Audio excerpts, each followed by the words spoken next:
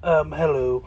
So I wanted to do, I started the Ourea world building project yesterday, and I wanted to continue that and go into specifics on each individual faction and what kind of ideas I have just to establish a formula, basically.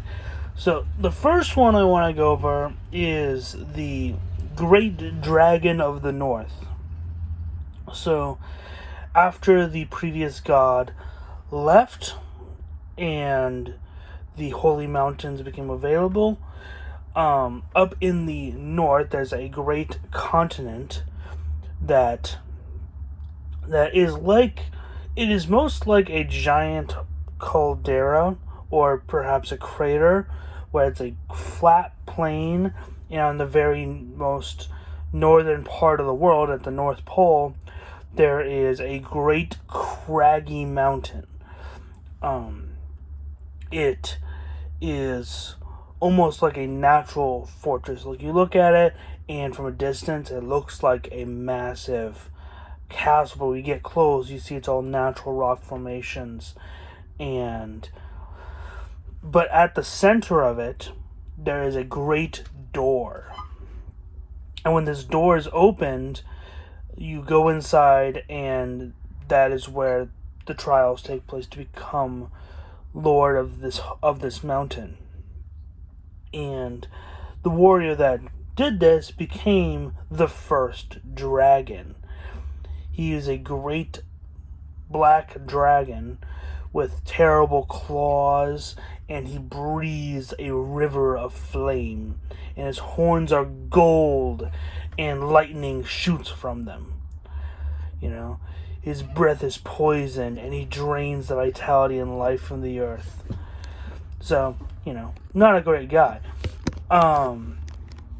And the people of these lands, so it's very cold up there. It's the North Pole, but there can still be food and many great animals to hunt because of the massive amount of volcanic activity.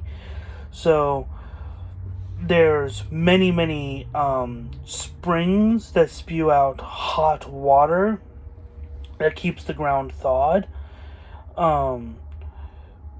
And it's like there's lots of like big rocky terrains, and it's a very craggy, kind of messed up land with these hot water fountains that spew out great amounts of warm mist that keeps the area unagreeable temperature, and good for farming in the summerlit months, and keeps you from freezing to death in the winter. So, but in between these areas, there is often, like, in the summer it's okay in some areas, but most of the time it's either very, very cold or completely inhospitable. But there's big packs of kind of prehistoric, kind of ice age type, megafauna. So mostly mammalian. You got mammoths and giant bears and great wolves and tigers and other such things. And that are often hunted. So in the summer there'll be also the farming plots are very fertile but small. So because of the volcanic ash and whatever, and on the outer edge of the continent is a massive mountain range encircling the whole thing. So the whole continent is a massive natural fortress, with the holy mountain acting as the keep in the center. But it would be absolutely massive. Like, I'm talking like size of, I'm thinking like Australia-ish, maybe even bigger than that. And the people of the land at the time, because after the previous god left, everything collapsed. Like, they had great peaceful civilizations. Like, there was no war, there was no death or anything like that. But after the previous god left, everything fell apart. So these are stone-aged barbarians. They fight with little. They have little metal. What metal they do have is fashioned into great axes that they use to, like, if they're hunting, their champion will hold this massive axe, while the rest of them pin down the animals with, thrown spears and other such things to hold them down, and then their champion will come in and cut off their head with a massive axe. That's kind of the idea. And there's constant war between the various tribes. And so when the great dragon comes out of the mountain, he needs to establish his worship so that he can grow in strength. And how he chooses to do it is basically he does that classic dragon thing where he goes and he demands a virgin sacrifice, but instead of devouring, he marries them and has them become his high priestess, and then the priestess gains two things primarily, at least at this stage. She gains a great warmth inside of her that expands outwards, and she gains a familiar spirit of the great dragon. So she has a lesser dragon that it's part of him, but she has control over it. So she can shape it and control it with her mind. And this will be like a lesser serpent, or perhaps a hydra that breathes flame. Like, they all look the same. It's like, imagine like if you had like a Digimon or Pokemon evolution, but it's all obviously from the same base creature. Like, one of them might have a wyvern, another might have a hydra, one might have many small kobolds or larger dragon warriors type deals, and they can use this to act as the religious authority of the various tribes. And so one of the cool things, the other so that's the main thing that she gets, and then she gets the inner warmth, and this basically means that she acts as a living space heater. And wherever she goes, the ground thaws and becomes livable. So it allows them to establish permanent settlements outside of the hot springs, because those aren't always going off. So there'll be times when those are going off and then they stop and they need to go to a next one. There's a pattern that they know, and they're constantly traveling. But this allows them to have permanent settlements based around each of the priestesses. And this allows them, and this is really good for them, because then they can permanently farm, and they can set up mining outposts to get more metal in areas where they previously wouldn't have been able to, which allows industry and more life to be breathed in to the area, and allows the population to grow. And he goes to multiple villages and makes his offer again and again. And so the priestess, and he visits the priestesses in their dreams. That's kind of like the third main benefit. And at first, it's so that he can, do husband and wife things with them in a not so great manner, because he's not a great guy. But over time, this also works as a massive information network, where you'll have the various priestess wives of the dragon who all go to the same place, and at night when they sleep, so they can talk to each other and say, oh, in my area this is happening, in my area this is happening, so they're able to coordinate over this massive area.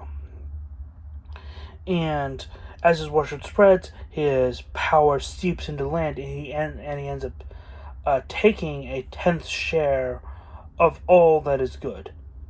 So anywhere he's worshipped, it gets colder, food rots more quickly, and metal rust and vanishes into the air, and he uses this to forge an afterlife for all the souls that worship him. So they go there, and so he's taken a lot of stuff, and the land's already harsh. So they go, and so like some of the priestesses, they have their familiar spirit turn into great serpents that can swim in the sea, and they lash boats to them that are pulled, and they use these as raiding vessels to raid the more southern lands, to bring it up and offer sacrifices to the dragon, so that he is satisfied, and this further empowers him, and it goes over time, taking more and more priestesses. Eventually, you're able to establish cities, and he also, like, just everything around in the area where he's worshipped gets worse, and they have to rely on the priestesses more and more. But and you remember, because of the way this works, the areas under his worship gradually become more attuned to him. So the other warriors that aren't the priestesses gradually begin to take on tricks of the dragon over like decades and centuries.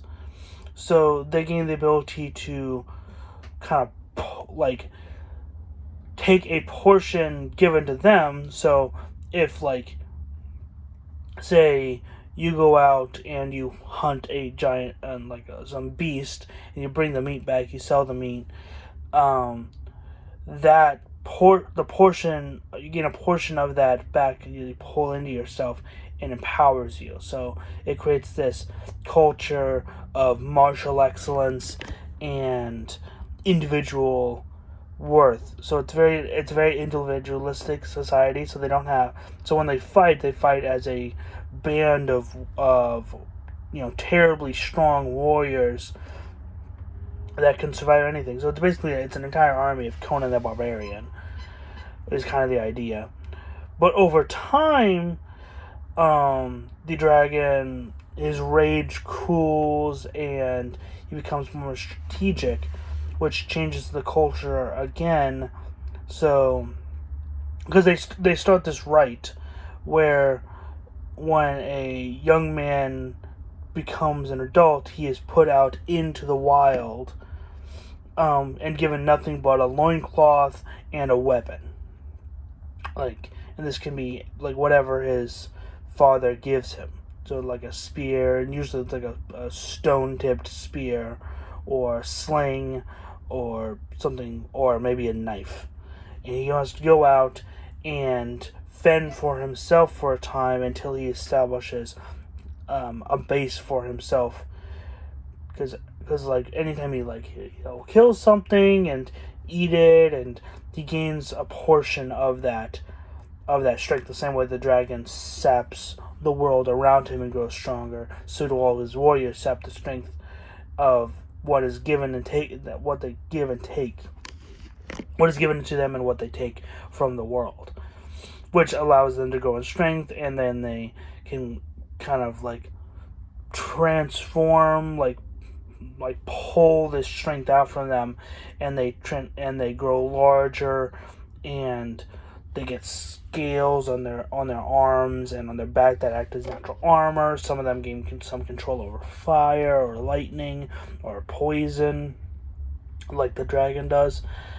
And this gives them an amazing amount of strength that they can use. So it's all individual excellence and martial prowess. While mostly the women that don't become priestesses, because priestesses are it's like a 1 in 1,000 type deal, or 1 in several hundred type deal. So the ones that don't do that tend to focus more on support crafting skills. So the men will go out and they'll kill animals, bring them back, and then the women will skin them, turn them into clothes, cook them, use the bones to fashion stuff. The men will go out and they'll find metal deposits, mine them, bring it back. The women will forge the metal, turn them into weapons, and like so they don't go out as much, but they're still very valuable and more craft like. When they go to war, there's usually the priestesses who are in charge as like generals and commanders. Because of that, they have that dream communication network, and the authority given to them by the dragon will allow them to curtail these proud and individualistic warriors to fight more effectively. Over time, this individualistic culture is more broken down, mostly due to the high attrition rate. Because you gotta imagine a lot of these young men that are thrown out to the wolves, usually literally. It's like that one coffee posse you see, where it's just like, I keep getting cats, but when they go outside, they get eaten.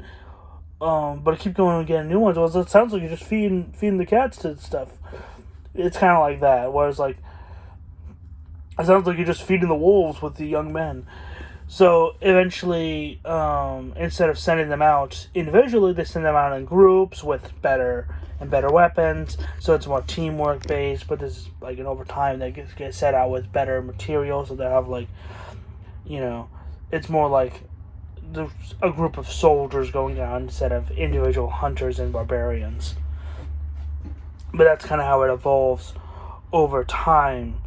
There is a native magic culture to the land as well, because most magic, like I want to have religious holy magic with like the priestesses and stuff, but each nation and like more broadly the different Ourea, they all have different ways of going about it. But there's also regular magic in the world where they can draw strength from the air and from inside themselves to cast spells.